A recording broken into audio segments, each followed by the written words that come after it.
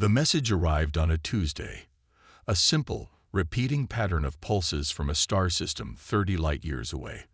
Within hours, every observatory on Earth had confirmed it. Humanity was not alone. At the United Nations Space Command Headquarters in Geneva, Captain Daniel Morgan stood before the assembled council, his hands clasped behind his back. The room buzzed with nervous energy as officials from a dozen nations argued about the proper response. Captain Morgan called General Rivera, silencing the room. "Your team has been selected for this mission. The fate of our species may rest on your shoulders." Daniel nodded, his face betraying none of the anxiety churning in his stomach. At 42, he'd spent his career preparing for missions that mattered. None had mattered quite this much. "We won't let you down, sir," he replied.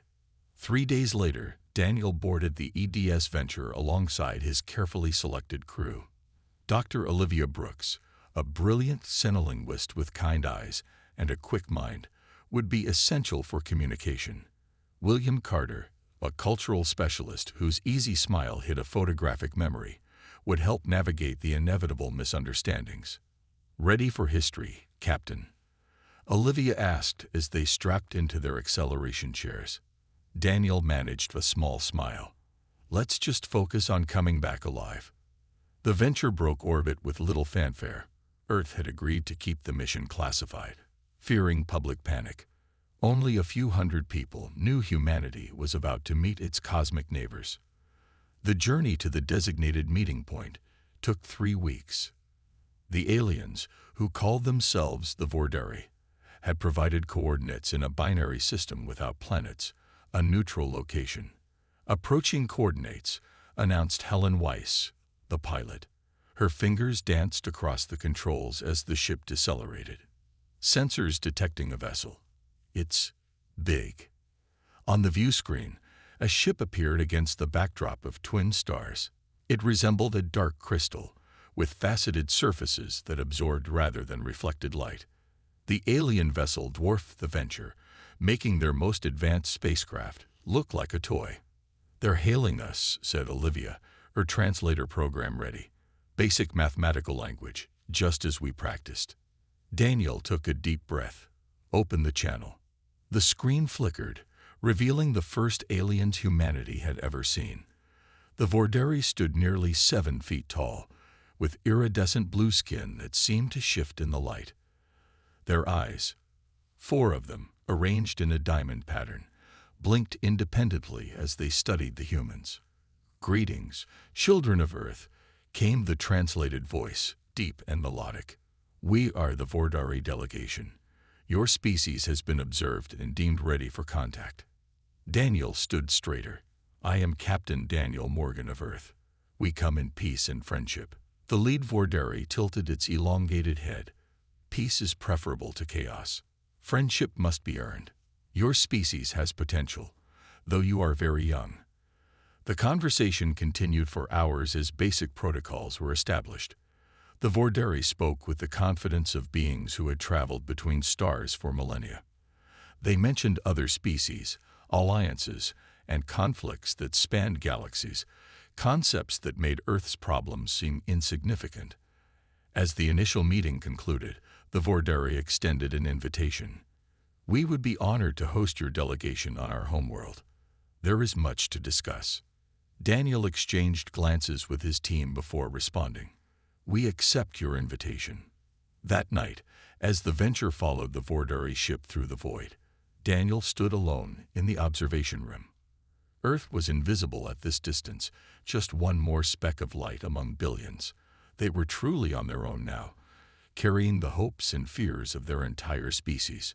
Tomorrow, they would step onto an alien world. Everything would change. The Vordari homeworld looked like a jewel against the darkness of space. Sprawling cities of crystal and metal covered much of the surface, connected by glowing transportation networks that pulsed like veins.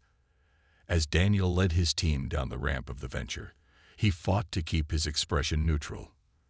The landing platform stretched before them, surrounded by towering spires that seemed to defy gravity.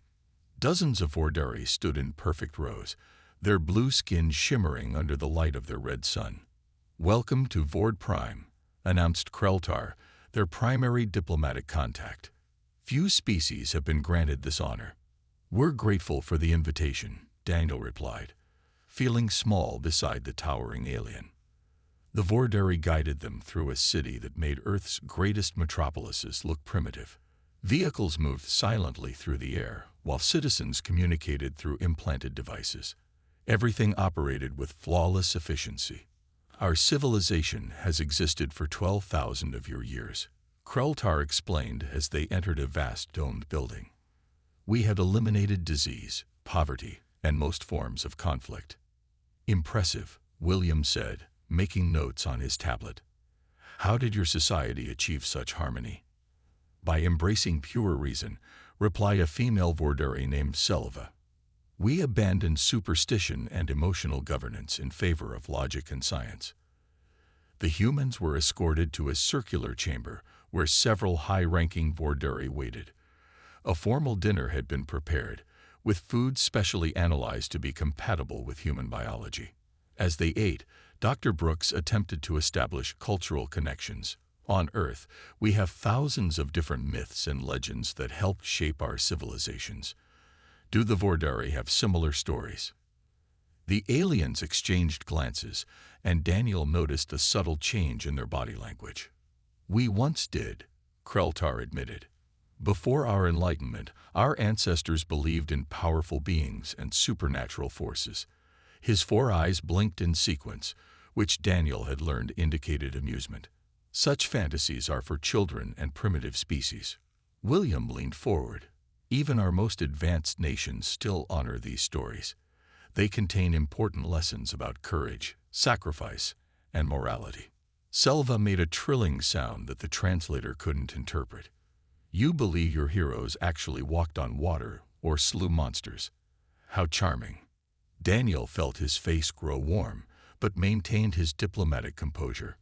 "These myths have symbolic value, regardless of their literal truth." "Of course," Kreltar said, in a tone that reminded Daniel of an adult humoring a child. "Perhaps that is why your kind still fights wars over imaginary boundaries and invisible deities." Later, as the humans were shown to their quarters, luxurious rooms with views of the endless city, Olivia pulled Daniel and William into a huddle. "Did you notice how they reacted when I mentioned mythology?" she whispered. There was definite discomfort there.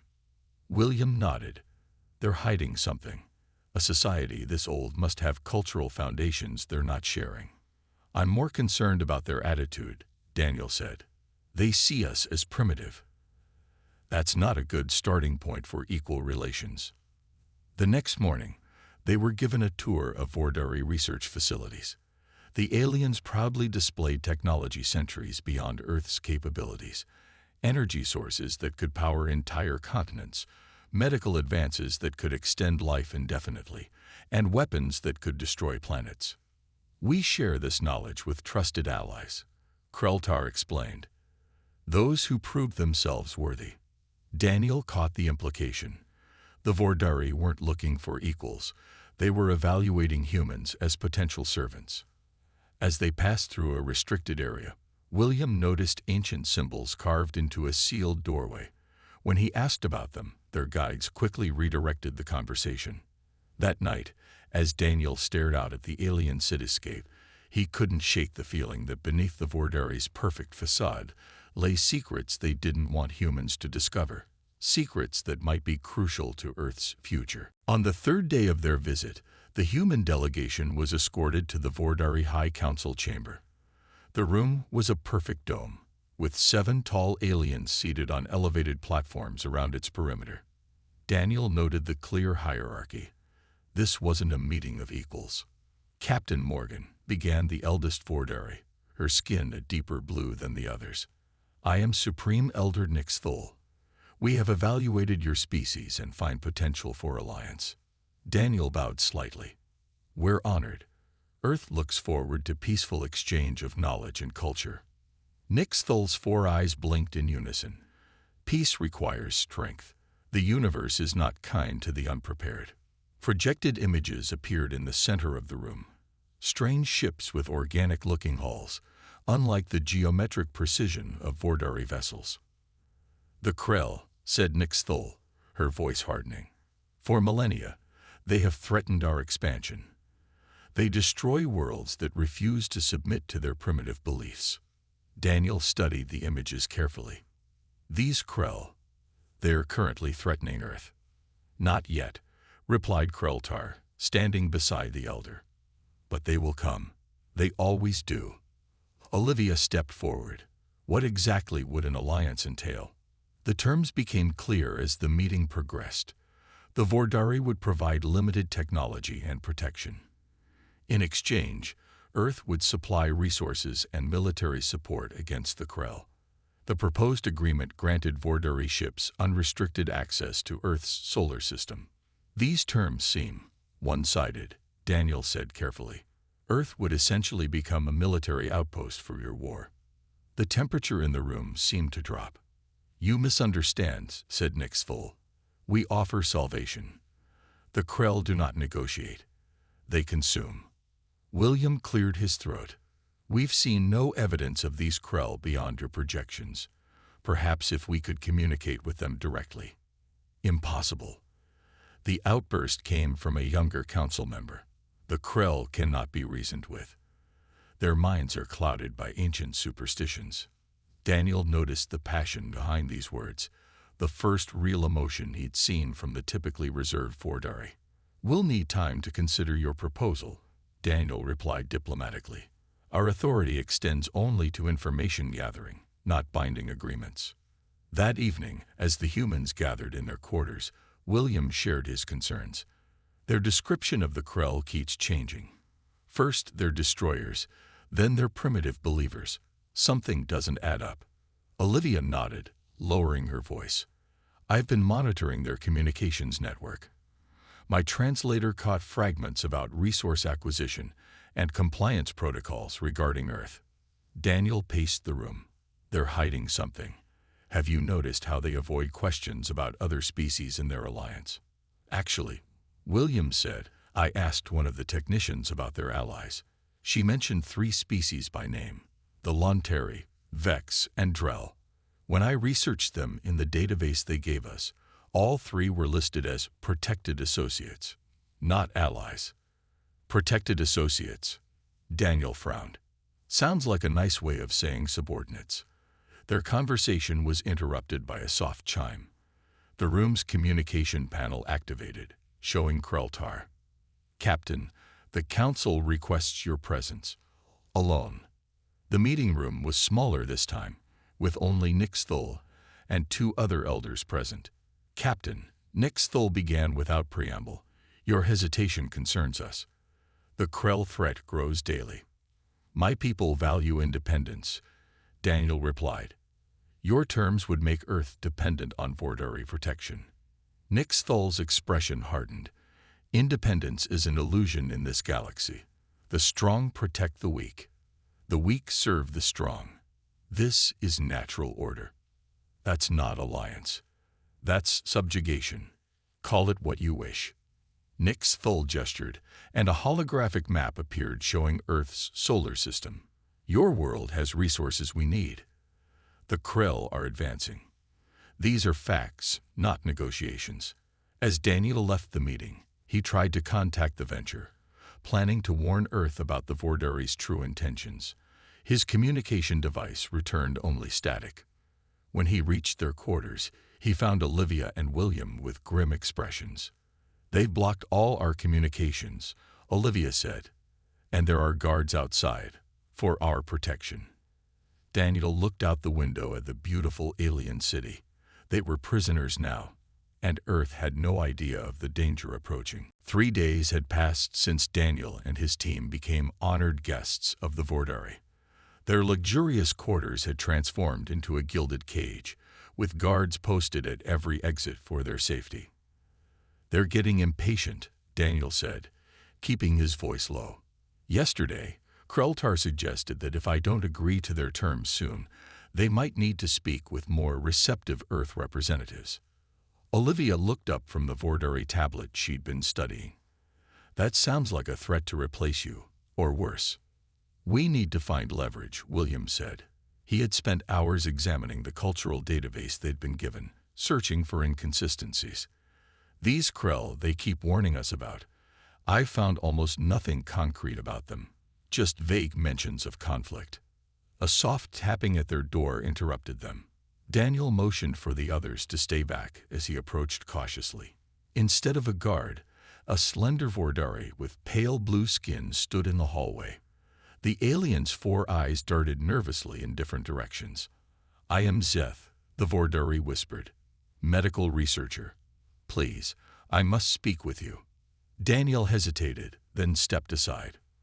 Once inside, Zeth activated a small device that emitted a low hum. Disrupts surveillance, Zeth explained. We have little time. The Council lies about many things, including the Krell. William asked. Zeth's skin rippled, a sign of distress. The Krell were once our equals, centuries ago. They refused to abandon their spiritual practices when our societies diverge. Now they flee rather than submit to Vordari rule.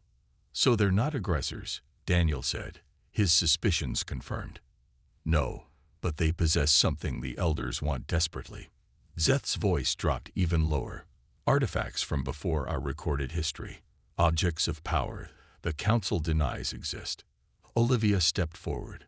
Why are you telling us this? You're risking everything. Because I've studied your species, Zeth replied. Humans value freedom.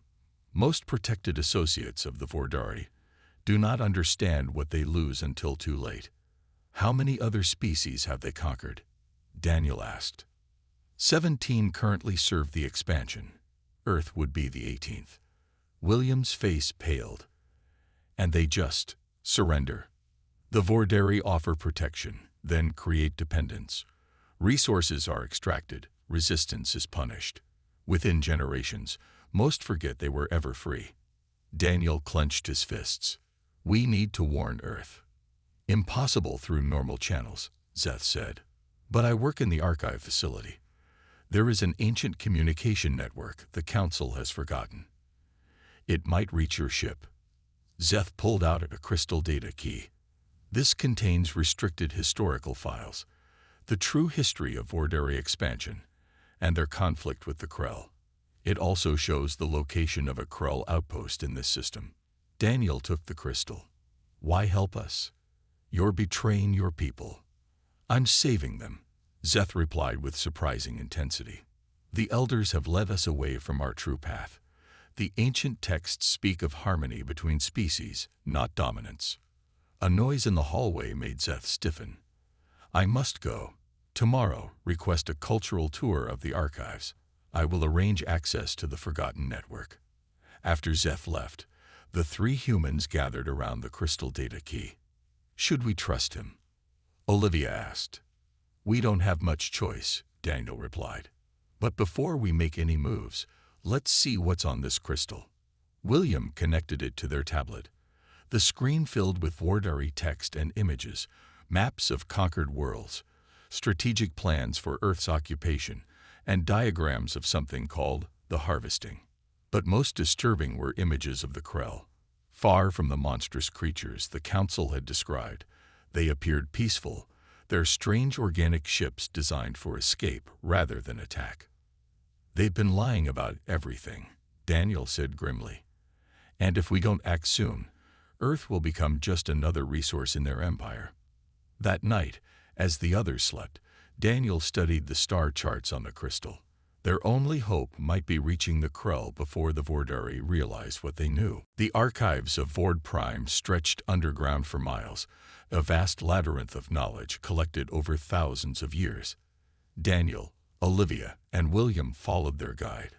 A nervous junior archivist assigned by Zeth through dimly lit corridors lined with crystal storage units.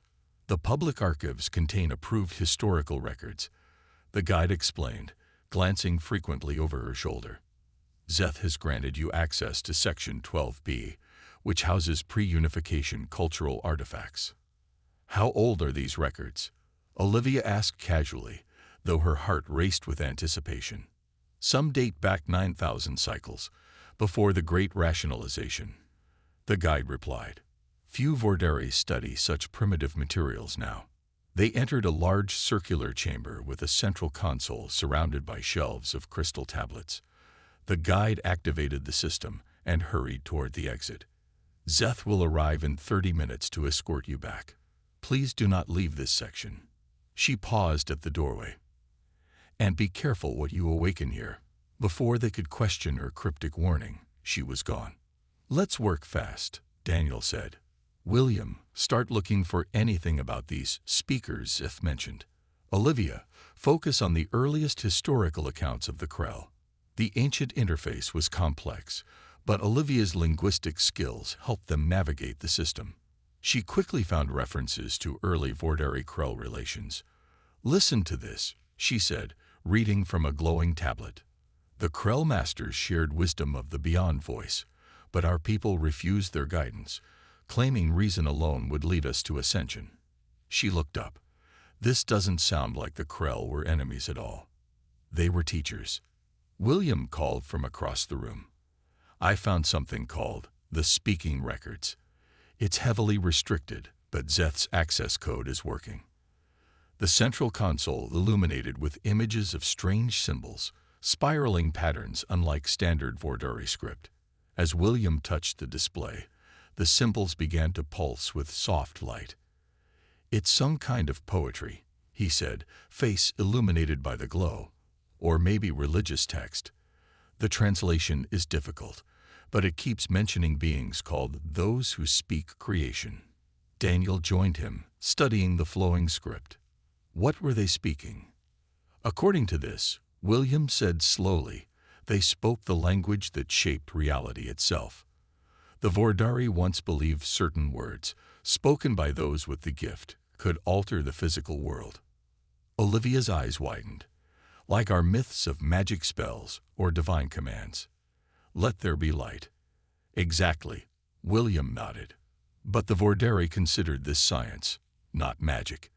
They believed these speakers accessed some fundamental force of the universe through specific vocal patterns. Daniel frowned. So what happened to them? Olivia had moved to another console. I think I found that part. There was an event called the Silencing. About 7,000 years ago, the Vordari Scientific Council declared speaker practices irrational and dangerous. They systematically eliminated all practitioners. Eliminated? Daniel asked. Executed? Olivia clarified grimly. The texts call it necessary purification of thought. William had gone very still, staring at his screen. Daniel, you need to see this.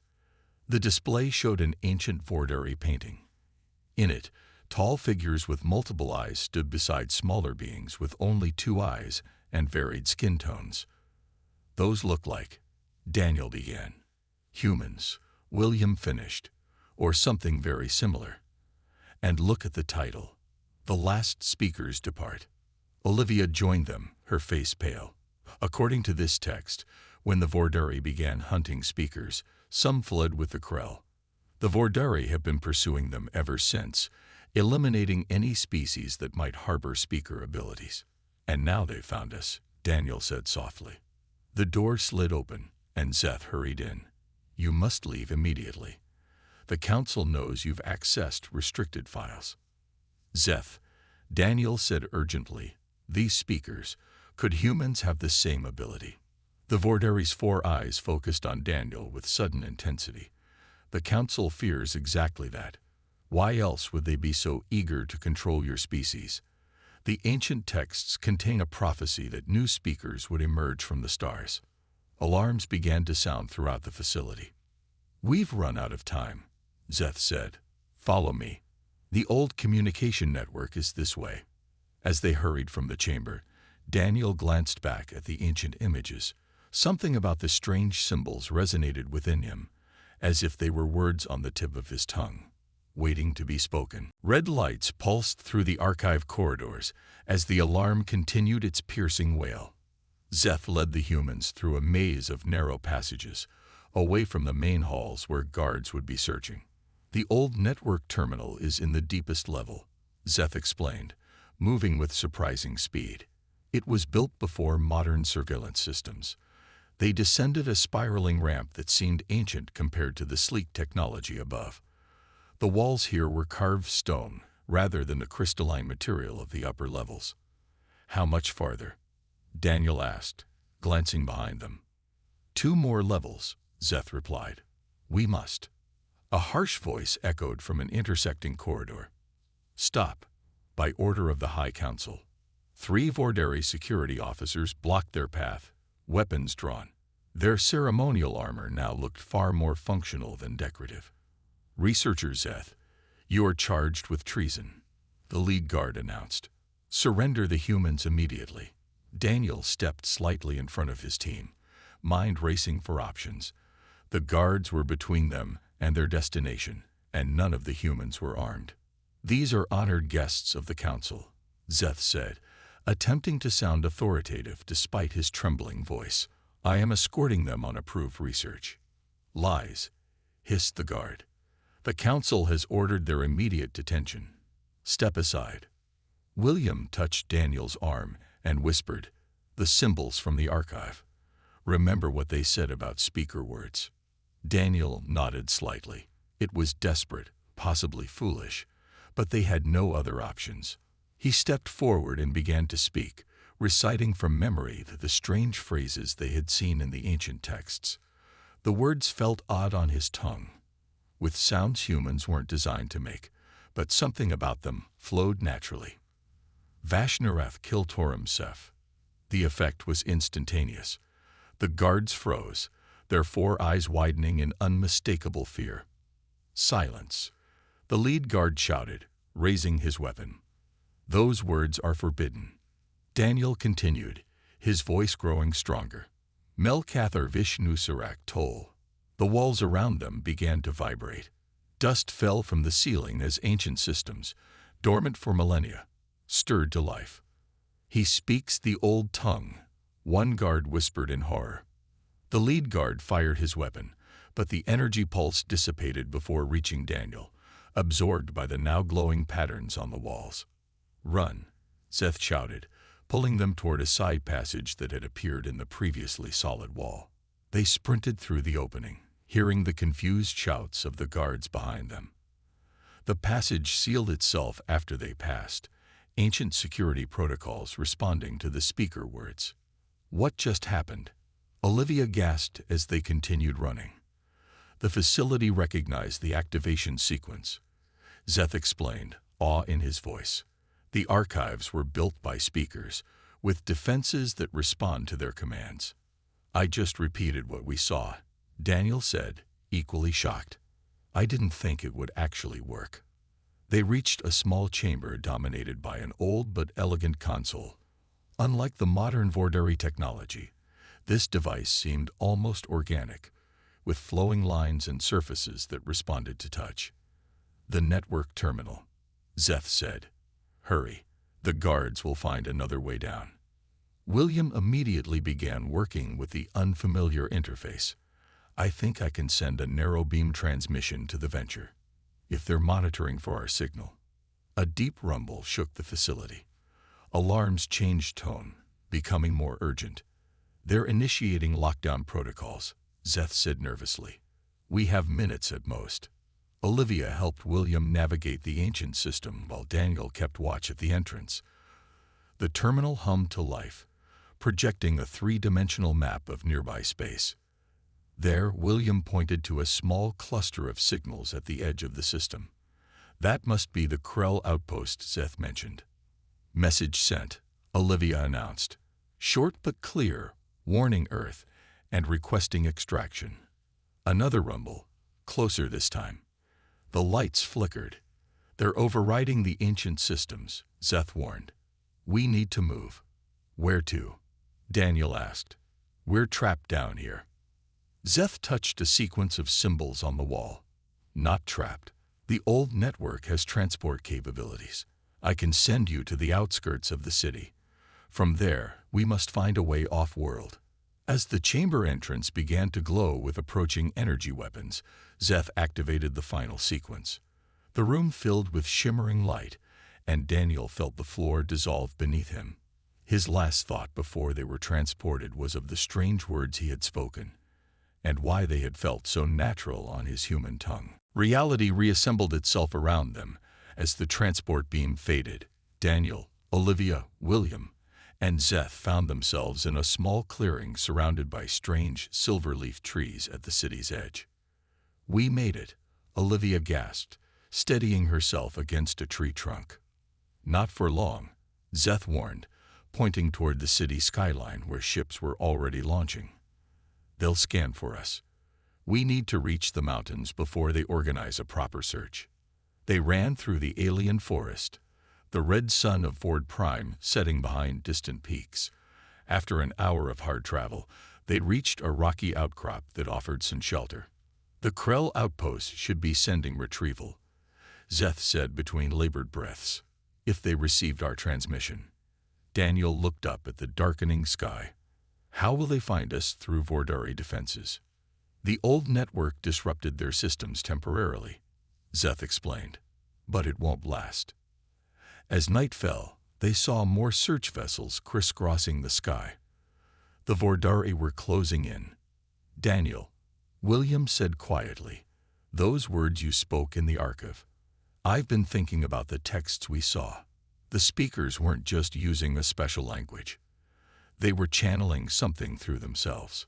"I just repeated what I saw," Daniel insisted. Olivia shook her head. "No, it was more than that. Your pronunciation was perfect, better than should be possible for a human encountering those phrases for the first time." A low humming sound drew their attention skyward. Through breaks in the clouds, they could see a massive Vordari command ship descending toward their position. "They've found us," Zeth whispered. Daniel felt strangely calm as he watched the ship approach. The ancient words they'd discovered seemed to float through his mind, no longer foreign but familiar, as if he'd always known them. He stood and faced the approaching vessel. "Get behind me." "What are you doing?" William asked, alarmed. "Testing a theory." Daniel closed his eyes and began to speak. The words flowed easily now, rising and falling in patterns that seemed to resonate with the air itself. As he continued, his voice grew stronger, carrying farther than should have been possible. The command ship halted its descent. Smaller vessels that had been approaching suddenly veered away, as if pushed by an invisible force. Then, impossibly, Daniel's voice began broadcasting through every Vordari communication channel. In homes and ships and government buildings across the planet, humans' words mixed with ancient Vordari phrases echoed. "People of Vord Prime, you have been deceived. The speakers were not your enemies but your guides. The Krell are not monsters but refugees from your aggression. Your council has hidden your true history too."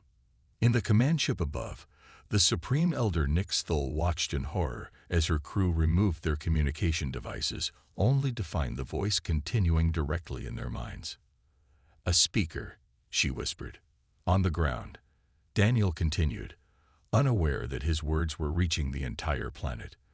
The air around him shimmered with energy, and the ancient symbols they'd seen in the archives appeared to float around him, glowing with inner light. Suddenly, the sky erupted with new ships, organic-looking vessels that moved with fluid grace. The Krell had arrived. One ship descended directly toward their position, ignoring the now retreating Vordari vessels. A hatch opened, revealing beings with iridescent skin and gentle eyes. "The speaking has begun again," said the lead Krell in perfect English. "We have waited long for this day." As they boarded the Krell ship, Daniel finally fell silent, exhausted but exhilarated. "What just happened?" he asked. The Krell leader bowed slightly. "You have awakened what was long dormant, human speaker. Thousands of years ago, before the Vordari purge, speakers from many species helped maintain peace throughout this sector. Their abilities were neither magic nor technology, but a deeper connection to the fundamental language of reality. Your species still honors myth and story," the Krell explained. "You understand that truth exists beyond the merely rational. The Vordari feared this about you, and rightly so." As their ship accelerated away from Vord Prime, They watched on viewing screens as something remarkable happened. Across the planet, Vordari citizens were emerging from their homes, looking up at the stars with new awareness. Long-suppressed cultural memories were awakening. What happens now? Olivia asked. Balance returns, the Krell leader said simply. Your world will be contacted properly, as equals. The Vordari must confront their past. And you, Daniel Morgan, have more to learn about what you can speak into being.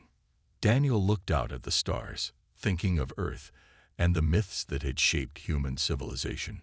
Stories of heroes who spoke truth to power, whose words changed worlds.